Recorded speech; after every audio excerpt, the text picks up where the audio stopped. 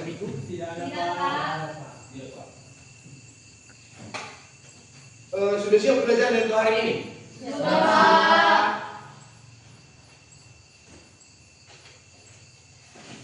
Oke, jadi sebelum kita mulai pelajaran kita pada hari ini, kita berdoa dulu ya. Rosen, silakan pimpin doa. Mari kita berdoa. Terima kasih Tuhan untuk berkat-Mu sampai saat ini yang menyertai kami. Tuhan, kami tidak belajar, berkatilah setiap pelajaran yang akan kami pelajari, supaya kami dapat mengerti hal-hal yang perlu kami mengerti. Jadilah kehendak-Mu Tuhan. Amin.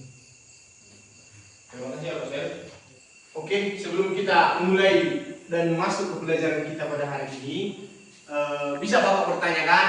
Bisa, Pak. Oke, siapa di sini yang sudah punya pacar? Kak Lesti. Enggak, lupa. Siapa yang sudah punya pacar? Itu sama dulu sama Bapak. Lesti, kamu udah punya pacar? Udah, Pak. Udah berapa lama? Udah lama, Pak. Udah lama. Oh, berarti udah panjang ya hubungannya. Iya, Pak. Kamu ngerti apa arti sebenarnya dari pacaran itu? Ngerti, Pak. Bisa kau ungkapkan menurut pandanganmu sendiri, ya? Menurut pandanganmu sendiri. Kau boleh mencontoh. Iya, Pak. Kalau menurutku pacaran itu suatu hubungan yang bisa saling membangun, memberi semangat dan bisa saling bertumbuh dalam Tuhan. Seperti itu, Pak. Bagus ya. Ada yang lain? Iya. Ada yang lain? Iya, Pak. Oke, bisa. Bisa kamu mendefinisikan apa arti pacaran itu dari yang kamu lihat? Ya, terima kasih Pak. Ya, Tapi sebelumnya saya belum punya pacar Pak, tapi yang saya lihat sekeliling ya, ya. karena diri saya orang pacaran, saya sangat mereka. Saya lihat dari mereka itu pacaran adalah sesuatu hal bisa dikatakan mendukung antara si wanita dengan si pria ya, dalam mengerjakan tugas sekolahnya, dalam bidang kelas maupun dalam mau tidur. Ada yang sedang kuliah ya Pak, kuliah tapi belum pengalaman sih, bukan kuliah karena sambil tidur mereka video begini Pak. Aku nggak tahu apa artinya itu. Oh, iya. Jadi kira-kira hal itu Pak. Oke. Jadi itu ya makna pacaran bagi kalian ya. Ya Pak. Oke. Jadi di pagi ini kita akan membahas materi yang bisa dikatakan menarik lah untuk kalian para remaja-remaja. Siapa satu orang yang bisa membaca? Saya Pak, Oke, silahkan Rosen. berpacaran dalam remaja Kristen. Oke, berpacaran dalam remaja Kristen. Gimana kita menjelaskan apa yang dimaksud dari berpacaran dalam remaja Kristen ini?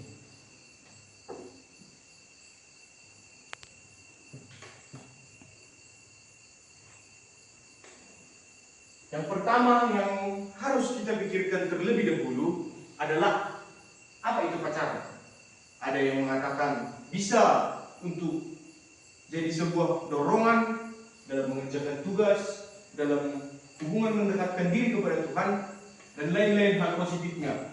Ada yang mengatakan sebagai hal yang tidak diketahui maknanya apa, seperti teleponan sambil tidur tadi. Ya Pak. Ya, teleponan sambil tidur. Apa gunanya itu menurut kita masih belum mengerti kan? Oke. Baru kenapa kita harus berpacaran? Kenapa harus berpacaran? Dan kenapa harus ada orang yang pacaran? Kenapa nggak langsung nikah aja begitu? Biar saling mengenal, Pak. Biar saling mengenal. Ada lagi? Ada lagi? Kenapa kita harus berpacaran? Karena ingin merasa diistimewakan Pak. Karena ingin merasa diistimewakan. Ada lagi?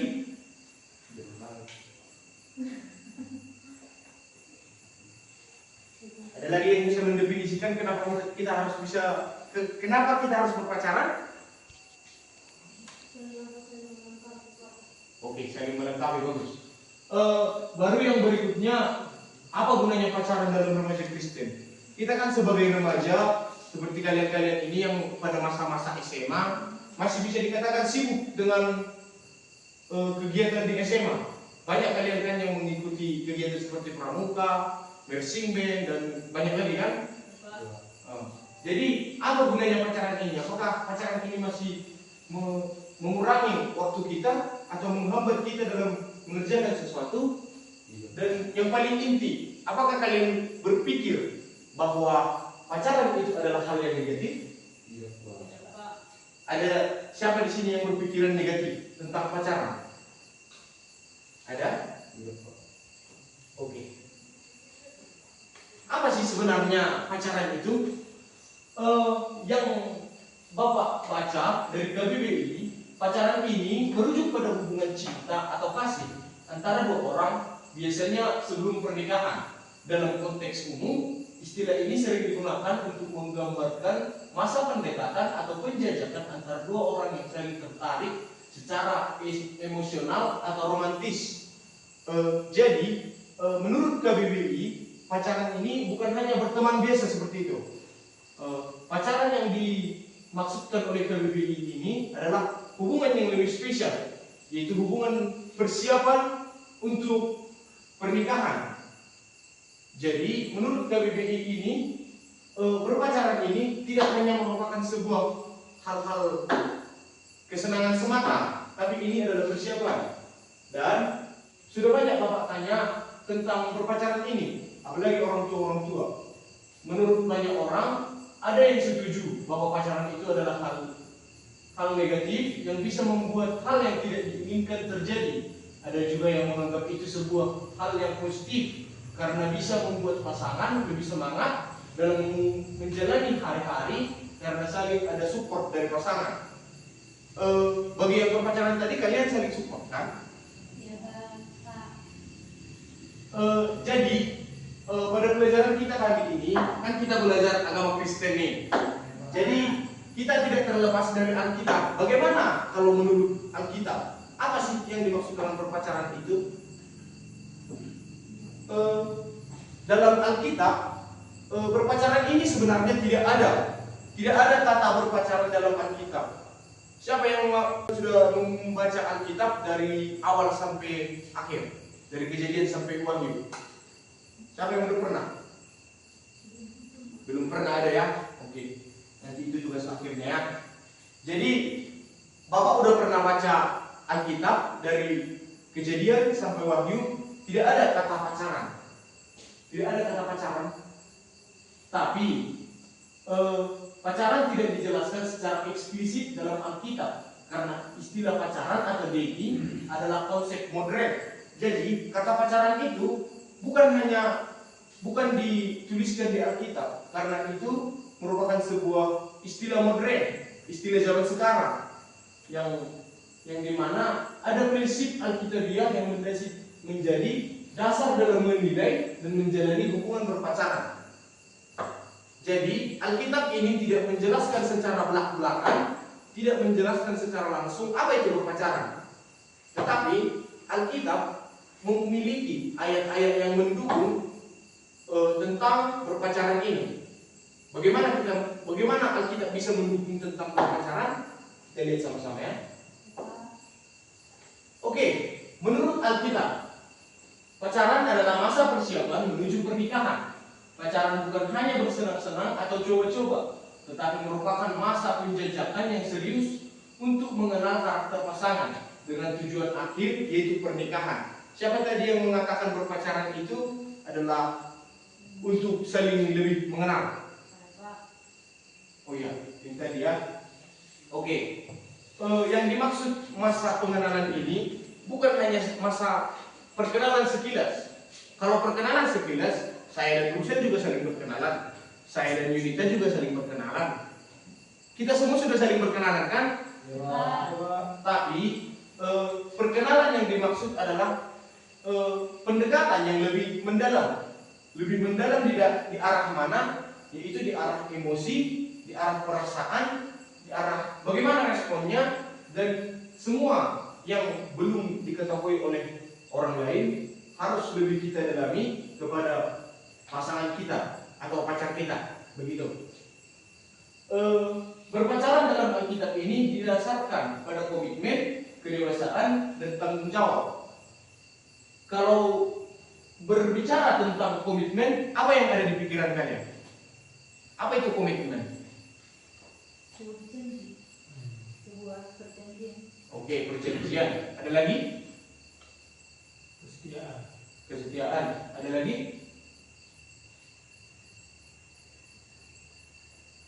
Oke, jadi komitmen itu adalah seperti yang dikatakan si Kelas Maria, adalah perjanjian. Jika kita memiliki janji, harus ada komitmen, kemauan diri sendiri untuk menepatinya. Itulah yang dikatakan dengan komitmen. Kedewasaan yang dimaksud di sini bukan hanya soal umur.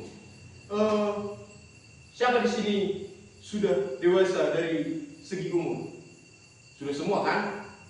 Tapi kedewasaan yang dimaksud di sini bukanlah soal umur, tapi bagaimana cara kita menghadapi sebuah permasalahan, sebuah problem yang terjadi, bagaimana cara kita menghadapinya? Apakah kita hanya marah? Apakah kita hanya melewatkannya saja atau menghindarkannya?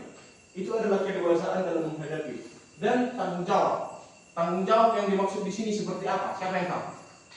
Las Maria, ayo. Tanggung jawab yang dimaksud dalam berpacaran ini seperti apa?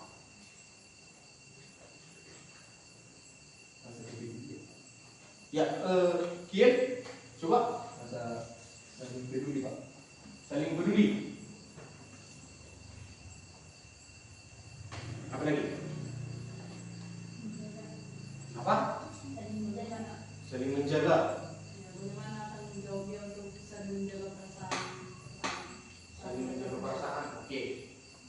Oke, yang kalian katakan semua itu benar. Nggak ada salahnya itu. Tetapi tanggung jawab yang dimaksud di sini lebih ke arah bagaimana cara kita menghadapi hubungan itu, baik itu dalam keadaan senang maupun keadaan susah. Dalam keadaan senang maupun susah yang dimaksud di sini, yang pertama keadaan senang. Mungkin kalau kita jalan sama pacar kita, bisa hati kita jadi senang. Tapi ketika sedang dalam konflik atau bisa dikatakan dalam problem, apakah kita akan meninggalkannya atau kita akan tetap setia kepadanya?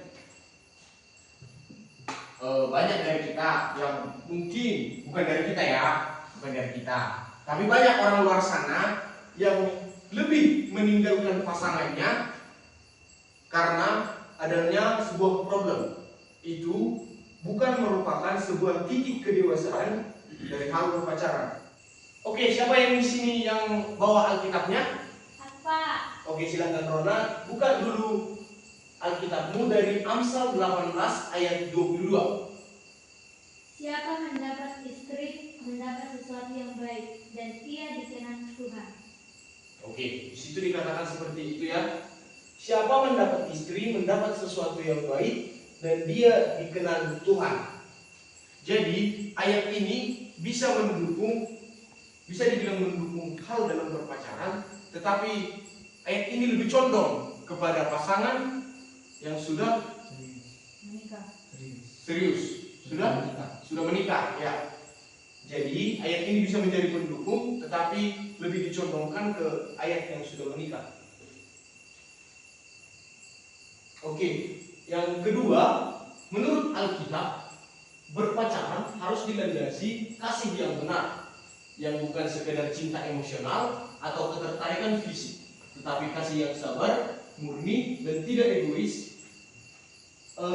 Yang tidak egois ini yang dimaksudkan adalah kita tidak mementingkan kehidupan kita tidak mementingkan keperluan kita pribadi. Sebagai seorang yang sudah memiliki hubungan yang spesial, di sini dikatakan harus sabar dan tidak egois. Bisa dikatakan yang sabar ini bagaimana cara kita dalam menghadapi masa sulit pasangan kita. Ada yang seperti masalah yang tidak bisa dihadapi oleh pasangan kita sendiri, di situ kita harus bisa sabar dalam membantu dan mensupport pasangan kita. Seperti yang dikatakan di sini juga tidak egois. Oke, di sini ada Bapak kutip dari Alkitab ayat yang berhubungan dengan apa yang dikatakan pacaran ini harus dilandasi kasih yang benar. Tertulis di 1 Korintus 13 ayat 4 sampai 7. Yang membawa Alkitab coba dibuka biar dibaca. 1 Korintus 13 ayat 4 sampai 7. Oke, Mas Maria silakan. Kasih itu sabar, kasih itu baik hati, ia tidak cemburu, ia tidak memegahkan diri dan tidak sombong. Ia tidak melakukan yang tidak sopan dan tidak mencari keuntungan diri sendiri. Ia tidak pemarah dan tidak menyimpan kesalahan orang lain. Ia tidak bersuka cita karena ketidakadilan, tetapi karena kebenaran. Ia menahan segala sesuatu, percaya segala sesuatu, mengharapkan segala sesuatu, sabar menanggung segala sesuatu. Oke, terima kasih Mas Maria. Seperti yang kita lihat, kasih itu sabar, kasih itu murah hati, ia tidak cemburu, ia tidak memegahkan diri dan tidak sombong. Persis sekali bukan seperti yang dikatakan pacaran harus dilandasi kasih yang benar, atau bukan sekadar cinta yang emosional dan keterkaitan fisik. Oke, sampai sini mengerti? Mengerti. Atau ada yang perlu ditanyakan? Silakan ditanyakan. Ada? Oke, kalau tidak ada kita lanjut ya. Oke, yang ketiga, kalau menurut Alkitab, pacaran itu harus menjaga kekudusan dan batasan moral. Apa yang dikatakan di sini adalah tubuh adalah bait Roh Kudus yang tertulis di 1 Korintus 6 ayat 19 sampai 20. Sehingga seks pranikah, pergaulan bebas dan dosa seksual tidak dibenarkan dalam pacaran. Yang dimana berpacaran itu tidak harus memiliki hubungan yang bisa dikatakan seperti hubungan fisik, pergaulan bebas, atau dosa seksual, yang dimana ini merupakan dosa yang besar, apalagi bagi remaja yang belum menikah, seperti kalian ini. Oke, baru pacaran yang sehat menjaga kekudusan dan tidak berfokus pada hawa nafsu. Hawa nafsu yang dimaksud di sini adalah hawa nafsu negatif, yang dimana kita tahu hawa nafsu negatif itu muncul tiba-tiba tanpa kita sadari, dan bisa dikatakan hawa nafsu ini adalah sebuah hawa yang memberikan dampak negatif, yang memberikan imbas yang sangat buruk dan tidak menguntungkan bagi kita. Jika kalian sudah melakukan hubungan seperti itu, maka banyak sekali yang hancur. Yang pertama, sekolah kalian akan diberhentikan. Kenapa? Karena kalian bisa dikatakan dalam kurung kalian sudah memiliki anak. Untuk kaum perempuan, mohon maaf ya. Dan untuk laki-laki mungkin kalian bisa melarikan diri, tapi bagaimana jika anaknya sudah lahir dan dites DNA? Kalian juga akan kena. Jadi saran dari Bapak dan pesan dari Bapak, kalau berpacaran itu tidak boleh sampai melewati batas. Kita harus mengerti dengan batas kekudusan atau batasan seksual yang telah diajarkan kepada kita. Yang kedua, pacaran yang sehat itu menjaga kekudusan dan tidak berfokus pada hawa nafsu. Seperti yang Bapak bilang tadi, Alkitab ini masih juga memiliki ayat pendukung untuk hal ini. Bisa kita buka di 1 Tesalonika 4 ayat 3 sampai 5. 1 Tesalonika 4 ayat 3 sampai 5. Siapa? Laki-laki dulu. Laki-laki dulu yang bisa baca? Oh, Rusen silakan. 1 Tesalonika 4 ayat 3 sampai 5. Karena inilah kehendak Allah, pengudusanmu, yaitu supaya kamu menjauhkan diri dari percabulan. Oke, terima kasih Mas Zal. dikatakan di 1 Tesalonika ini menjauhkan diri dari pencabulan. Kenapa sampai Alkitab mengatakan kita untuk menjauhkan diri kita pada pencabulan?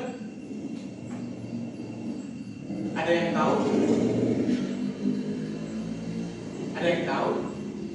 Oke, silakan. Karena tidak sesuai dengan yang Tuhan mau. Ya, nah, ada lagi? Ya, benar sekali. Dari yang kalian katakan itu memang sangat benar. Itu memang sudah definisi inti dari kenapa Alkitab mengajarkan kita untuk menjauhkan diri dari pencabulan. Dikarenakan pencabulan itu adalah hal yang bisa membuat kita terjerumus ke dalam dosa. Lalu yang keempat, pacaran itu harus melibatkan Tuhan dan komunitas. Doa, firman Tuhan, nasihat orang tua, dan komunitas iman yang menjadi bagian penting dalam membimbing relasi pacaran yang benar. Jika kita memiliki sebuah hubungan, apakah kita mendiamkannya? Siapa yang tadi yang pacaran itu? Oh iya, ini Destina. Apakah orang tua sudah tahu? Yang lain siapa tanya? Apakah? Oh, kau punya pacar dari ini? Oh, si Rona. Oke, jadi berpacaran dalam remaja Kristen itu tidak dilakukan secara sembunyi-sembunyi, tidak secara diam-diam, tidak tertutup. Kita harus memberitahunya. Agar apa? Agar nasihat orang tua itu bisa mengarahkan kita ke dalam hubungan yang lebih baik. Karena orang tua kita dulunya juga sudah mengalami hal seperti itu. Oke, di sini Bapak ada mengambil sebuah ayat dari Amsal, yaitu Amsal 3 ayat 5 sampai 6. Mungkin salah satu perempuan bisa membacanya. Febri, silakan. Amsal 3 ayat 5 sampai 6. Percayalah kepada Tuhan dengan segenap hatimu, maka Ia akan meluruskan jalanmu. Terima kasih Febri. Ya, seperti yang dikatakan di Amsal 3 ayat 5 sampai 6 ini, percayalah kepada Tuhan dengan segenap hatimu, maka Ia akan meluruskan jalanmu. Seperti yang dikatakan itu, doa.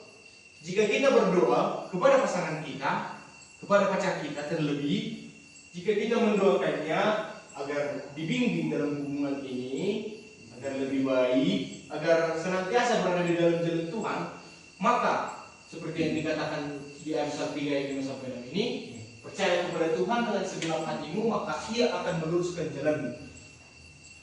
Ada yang masih kurang mengerti tentang bagian ini? Oke, Bapak anggap sudah mengerti ya? Iya, Pak. Oke, sekarang yang kita bahas adalah hal-hal yang harus dihindari. Hal-hal yang harus dihindari apa saja sih? Berikut ini adalah hal yang harus dihindari dalam pacaran Kristen. Yang pertama, seperti yang Bapak bilang tadi, seks pranikah. Hubungan yang tidak resmi itu merupakan sebuah dosa yang sangat besar, terutama bagi remaja Kristen. Karena apa? Ditinjau dari sudut biologis juga, remaja-remaja seperti kalian ini masih belum memiliki, bisa dikatakan, raga yang sanggup untuk berkeluarga seperti itu. Dan jika kita tarik dalam perspektif agama, seks pranikah ini memang sangat-sangat berdosa karena ini merupakan zina. Siapa yang tahu kita keberapa jangan engkau berzina? Oke, terima kasih banyak yang kalian. Oke. Kita ke-7 dikatakan jangan engkau berzina, dan seks pranikah ini termasuk ke dalam hal berzina. Oke, yang berikutnya hawa nafsu. Hawa nafsu di sini yang dikatakan hawa nafsu ini adalah hal duniawi, yang dimana jika kita mengiyakan ini sama saja kita mengiyakan apa yang dikatakan kepada kehancuran. Oke, yang ketiga adalah pacaran diam-diam. Seperti yang Bapak katakan tadi, jika kita tidak memberitahunya kepada orang tua kita yang sudah melewati hal tersebut, maka orang tua kita tidak akan bisa membimbing kita Bahkan orang tua kita tidak akan tahu bahwa kita sudah memiliki pacar. Jadi kalau kita memiliki pacar itu sebaiknya lebih diberitahukan kepada orang tua agar orang tua dapat membimbing kita. Yang berikutnya, kekerasan dalam hubungan. Yang dikatakan kekerasan dalam hubungan ini adalah sebuah hal seperti main fisik, bisa dikatakan main fisik, yang dimana kekerasan dalam hubungan ini jika ada sebuah problem, ada sebuah masalah antara pasangan, secara otomatis si laki-laki pasti akan merasa lebih kuat. Si laki-laki pasti akan merasa lebih kuat dan akan mencoba untuk melukai perempuan hanya untuk demi kemenangannya. Di situ adalah hal yang tidak bisa kita lakukan dan harus kita hindari. Untuk perempuan, kalian bisalah memilih pasangan kalian dari bisa dilihat dari latar belakangnya atau siapa dia, siapa pertemanannya, ke arah mana dia, apakah dia cowok yang positif atau cowok yang negatif. Seperti itu ya. Untuk laki-laki, kita sesama laki-laki kan, jika kita sudah memiliki pasangan, jangan pernah, Bapak bilang, jangan pernah kita main tangan kepada pasangan kita. Karena apa? Itu adalah hal yang bisa dikatakan tidak gentleman ya. Bisa dikatakan tidak gentleman. Lelaki yang mau memukul perempuan itu adalah lelaki yang tidak berharga. Ingat kata Bapak ya. Oke, yang berikutnya adalah melupakan Tuhan dan tanggung jawab. Yang pertama di sini melupakan Tuhan. Ada di sini yang pacaran tapi jadi jarang ibadah? Oke, nggak ada, bagus. Jadi hal yang harus dihindari adalah melupakan Tuhan, yang dimana ketika kita berpacaran, kita juga harus senantiasa ingat dengan Tuhan. Kita juga harus senantiasa mengutamakan, bisa dikatakan mengutamakan ibadah. Jangan hanya karena berpacaran tidak pergi untuk beribadah. Yang kedua, tanggung jawab. Berpacaran itu membutuhkan waktu, pasti itu kan? Pasti. Jadi jangan sampai hal berpacaran yang bisa dikatakan hanya persiapan jangka panjang ini, bukan Bapak katakan sia-sia ya, persiapan jangka panjang ini terhalang oleh hal berpacaran. Hal utama yang harus kita lakukan sekarang adalah belajar. Belajar, menambah ilmu, menambah pengalaman agar di masa depan modal kita tidak kosong. Jika modal kita sudah aman, jika persiapan kita sudah matang, hal yang berpacaran ini bisa dilakukan. Dan jika modal kita dalam keadaan sudah mantap ini, kita berpacaran, maka tidak akan ada timbul pikiran negatif, makanya akan ada prinsip dalam diri kita untuk mempersiapkan seluruhnya lebih matang dan menuju ke jenjang yang lebih apa dibilang, lebih mendalam atau lebih serius ya. Oke, cara menjalani pacaran yang berkenan kepada Tuhan. Doa sebagai fondasi hubungan.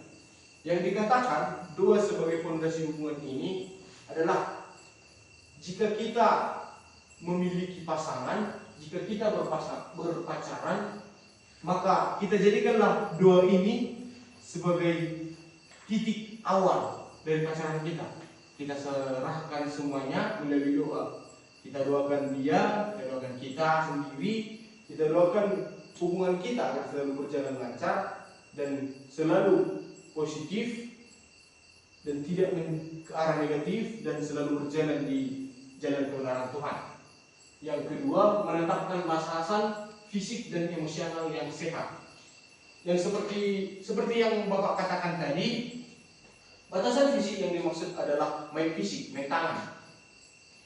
Jangan sampai dalam berpacaran kita melukai pasangan kita. Dalam pacaran begitu, dan jika kita tidak melukai pasangan kita, tidak main fisik kepada pasangan kita, tidak kasar, maka berpacaran itu adalah berpacaran yang dikehendaki oleh Tuhan, seperti yang dikatakan dalam Alkitab. Dan batasan emosional yang dimaksud di sini adalah, siapa yang tahu bahasa toksik? Sudah semua kita tahu kan? Nah, jadi bahasa toksik ini jangan sampai kita pergunakan kepada pasangan kita ketika lagi memiliki permasalahan atau problem. Mengucapkan kata-kata kasar bisa dikatakan itu juga sebuah dosa kan? Mengucapkan kata yang tidak sepatutnya dikatakan, seperti mengganti orang itu dengan sebutan hewan atau apalah segala macam itu kan, itu dosa. Oke, jadi kita juga harus memiliki batasan emosional yang sehat kepada pasangan kita. Jangan sampai kita berkata kasar dan juga main fisik. Oke, yang ketiga, konsultasi dengan pembimbing rohani atau orang tua. Seperti yang Bapak katakan tadi, konsultasi dengan orang tua itu sangat diperlukan dalam berpacaran. Karena apa? Di dalam berpacaran ini kita harus mengerti apa yang kita lakukan. Tetapi bagaimana cara kita mengerti kalau kita belum pernah melewati hal seperti itu? Adalah dengan bertanya kepada orang tua kita. Bertanya kepada orang tua bisa menjadi sebuah hal yang sangat bagus, Bapak katakan, karena orang tua kita sudah pernah melewati hal yang seperti itu, jadi mereka sudah bisa memberikan saran yang terbaik bagi anak-anaknya. Yang berikutnya, komitmen untuk saling membangun, bukan saling menjatuhkan. Yang seperti di awal-awal tadi kan, seperti yang dikatakan Mestina. Pacaran itu saling mendukung. Saling mendukung itu adalah hal yang bisa dikatakan saling membangun. Saling membangun di sini adalah membangun rasa percaya diri. Jika pasangan kita tidak percaya diri, maka kita ada untuk lebih membuatnya percaya diri. Itu adalah hal yang saling membangun. Dan bukan saling menjatuhkan ini, ketika pasangan kita tidak bisa melakukan sesuatu, kita tidak membantunya, malah mengejeknya. Seperti itu. Jadi apa yang dikatakan di sini adalah komitmen untuk saling membangun ini adalah memang mutlak bagi seorang yang berpacaran. Dikarenakan pacaran dalam agama Kristen itu bukan sebuah hal yang bisa dianggap sepele, tetapi pacaran dalam Kristen itu adalah masa persiapan, masa pengenalan kita kepada pasangan kita, agar kita bisa lebih maju dan bisa lebih saling mengenal hingga pada sampai waktunya kita bisa menjalani hubungan yang lebih serius. Oke, sekian untuk kali ini. Tapi sebelum kita mengakhiri ini, Bapak ada mau bertanya dulu. Dari pendapat kita pribadi kan, pendapat pribadi ya. Apa yang kalian bisa mengerti dari yang Bapak jelaskan tadi? Oke, silakan Rona. Kita dapat mempelajari bahwa berpacaran itu janganlah terfokus kepada sisi tadi. Ada yang lain? Pak, Oke, silakan Yustina. Dari yang sudah Bapak terangkan, saya dapat mengambil kesimpulan bahwa ketika kita menjalin hubungan atau berpacaran dengan seseorang, berpacaranlah secara Alkitab atau secara Kristen. Tidak di sini juga dikatakan tadi saling membangun. Saling membangun artinya saling membangun di dalam hal-hal yang positif, seperti semakin mendekatkan diri kepada Tuhan dan menjauhkan hal-hal yang dapat merusak diri kita. Oke, terima kasih. Ada lagi? Dari laki-laki. Oke, terus ya. Jadi setelah yang Bapak jelaskan tadi, saya bisa simpulkan bahwa pacaran itu tidak salah selama kita berada di jalan yang benar, yaitu dengan mengikuti kata-kata Tuhan. Oke. Jadi Bapak anggap kalian sudah paham lah ya. Pelajaran yang Bapak berikan ini bukan hanya Bapak berikan di kelas ini. Ketika kalian sudah keluar dari kelas ini, kalian harus melaksanakannya, bukan hanya mendengarnya. Bisa semua? Oke, terima kasih ya.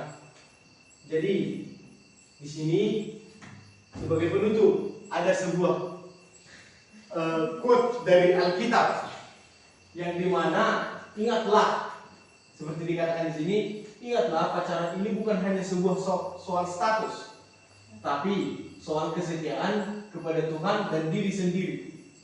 Siapa yang bisa membaca atau sama-sama membaca ya kita? Oke, sama-sama membaca kita yang di ayat yang terakhir itu 3 ya. Segala sesuatu yang kamu lakukan, lakukanlah untuk kemuliaan Allah. 1 Korintus 10 ayat 31. Bisa ayat ini dihafal dan diterapkan untuk kehidupan kita? Karena ayat yang Bapak kutip ini sudah paling benar untuk kita remaja-remaja ini. Oke, segala sesuatu yang kamu lakukan, lakukanlah untuk kemuliaan Allah. Bisa kan? Oke, sekian untuk pertemuan kita di pagi ini. Untuk menutup pertemuan kelas kita pagi ini, Bapak minta kepada Ezekiel untuk memimpin kita di dalam doa.